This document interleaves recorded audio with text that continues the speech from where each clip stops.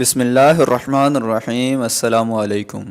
JHTV میں خوش آمدید ناظرین۔ پاکستان کے وفاقی وزیر سائنس اور ٹیکنالوجی فواد چودھری نے جمعرات کے روز ٹویٹر پر اعلان کیا کہ پاکستان کے پہلے خلا عورت کے لیے انتخاب کا مرحلہ اگلے سال یعنی 2020 سے شروع ہو رہا ہے۔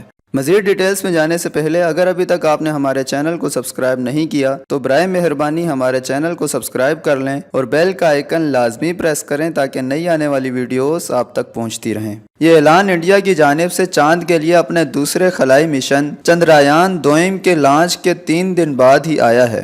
اپنے ٹویٹ میں وفاقی وزیر کا کہنا تھا کہ پہلے مرحلے میں 50 خلاء شارٹ لسٹ کیے جائیں گے جبکہ حتمی انتخاب 25 افراد میں سے کیا جائے گا۔ ان کا دعویٰ تھا کہ 2022 میں پہلا پاکستانی خلا میں جائے گا۔ اس کے بارے میں پاکستان کے خلائی تحقیقاتی ادارے سپارکو کی جانب سے فوری طور پر کوئی تفصیلات جاری نہیں کی گئی ہیں اور نہ ہی فواد چودھری نے اپنے اس اعلان کی تفصیلات بیان کی ہیں۔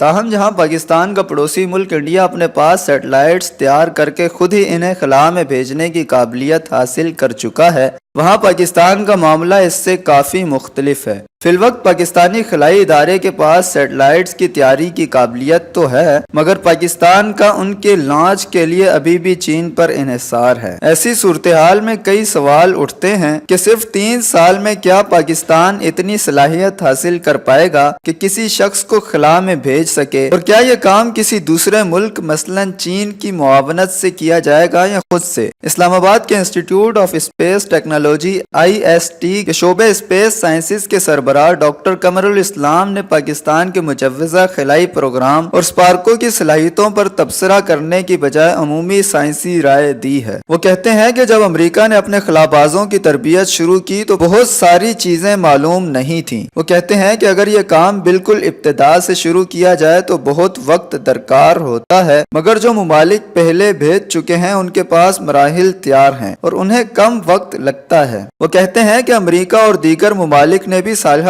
کی تحقیق اور تجربات کے بعد یہ ٹیکنالوجی تیار کی ہے۔ جن ممالک کے پاس اسپیس ٹیکنالوجی موجود ہے ان کے ساتھ تعاون کر کے جلد سے جلد ایسا کیا جا سکتا ہے، مگر طویل مدت میں بہتر یہی رہتا ہے کہ ملک اپنے پاس خود نظام ڈیولپ کرے۔ تربیت کے حوالے سے ان کا کہنا تھا کہ اس میں کتنا وقت لگے گا اس کا انحصار اس بات پر ہے کہ خلاباز کا مشن کیا ہوگا، آیا وہ خلا میں چہل قدمی کریں گے یا کوئی سائنسی تجربات کریں گے۔ اخراجات کے حوالے سے ڈاکٹر قمر الاسلام کا کہنا تھا کہ ایسے کسی بھی پروگرام پر کتنے اخراجات آئیں گے اس کے بارے میں حتمی طور پر کچھ کہا نہیں جا سکتا کیونکہ اس کا انحصار کئی عوامل پر ہوتا ہے۔ ان کا کہنا تھا کہ خلا میں جانے کا مقصد کیا ہے، آپ خود انفراسٹرکچر ڈیولپ کر رہے ہیں، کہیں سے ٹیکنالوجی حاصل کر رہے ہیں یا خود بنا رہے ہیں۔ اخراجات کا انحصار ان چیزوں پر ہوتا ہے۔ واضح رہے کہ مالی سال 2019 اور 20 کے وفاقی بجٹ میں سپارکو کے لیے تقریباً 6 ارب روپے رکھے گئے ہیں۔ اس کے مقابلے میں پڑوسی ملک انڈیا کے خلائی تحقیقاتی ادارے ISRO کا بجٹ 124.7 ارب انڈین روپے یا تقریباً 290.5 ارب پاکستانی روپے کے برابر ہے۔ ڈاکٹر قمر الاسلام کہتے ہیں کہ اپنی تربیت اور مہارت کی وجہ سے ایئر فورس کے پائلٹ خلا میں پرواز کر جانے کے لیے زیادہ موزوں انتخاب ثابت ہوتے ہیں کیونکہ وہ عموماً زیادہ فٹ ہوتے ہیں اور کافی تجربہ رکھتے ہیں۔ اسپیس فلائٹ کے دوران کئی مراحل ایسے ہوتے ہیں جن کا سامنا فضائیہ کے پائلٹ روز مرہ کی بنا پر کرتے ہیں، اس لیے دنیا کے زیادہ تر خلاء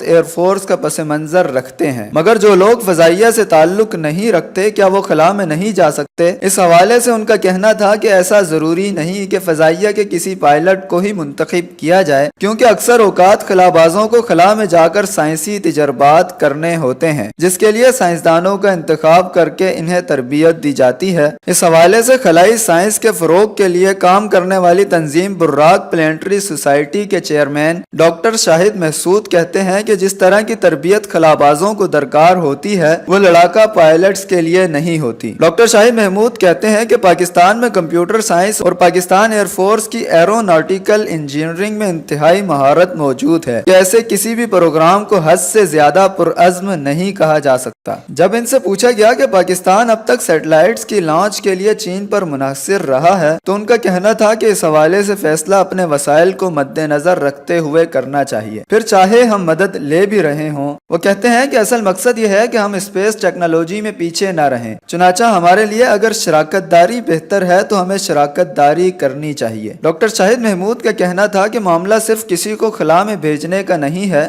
بلکہ خلائی سفر کے لیے جتنی تحقیق کی جاتی ہے وہ مجموعی طور پر کئی سائنسی شعبوں میں ترقی کا باعث بنتی ہے، جس کی وجہ سے یہ معاملہ قومی تفاخر کے معاملے سے بڑھ کر ایک فائدہ مند سرگرمی بنتی ہے۔ ڈاکٹر قمر الاسلام ان سے اتفاق کرتے ہوئے کہتے ہیں کہ کسی شخص کو خلا میں بھیجنا ایک سنگ میل تو ہے، لیکن اصل مقصد سائنسی ترقی ہے۔ ان کے مطابق خلائی ٹیکنالوجی میں ترقی کرنا زراعت کی مانیٹرنگ، موسموں اور سیلابوں پر نظر رکھنے، سمندری طوفانوں کی ماڈلنگ، برف کے پگھلنے، موسمیاتی تبدیلی وغیرہ کو مانیٹر کرنے میں استعمال کرتے ہیں۔ وہ کہتے ہیں کہ اسپیس ٹیکنالوجی پر زیادہ تحقیق اسی لیے ہو رہی ہے کیونکہ اس سے اصل میں انسان کو روزمرہ کی زندگی میں فائدہ ہو رہا ہے۔ واضح رہے کہ ایک خبر رساں ادارے کی جانب سے اسپارکو سے اس خلائی پروگرام کے بارے میں مزید تفصیلات حاصل کرنے کے لیے رابطہ کیا گیا، مگر یقین دہانی کے باوجود فوری طور پر کوئی رد عمل حاصل نہیں ہو سکا ہے۔ لیکن اگر پاکستان ایسا کرنے میں کامیاب ہو جاتا ہے تو یہ پاکستان کے لیے انتہائی فائدہ مند فیصلہ ہوگا۔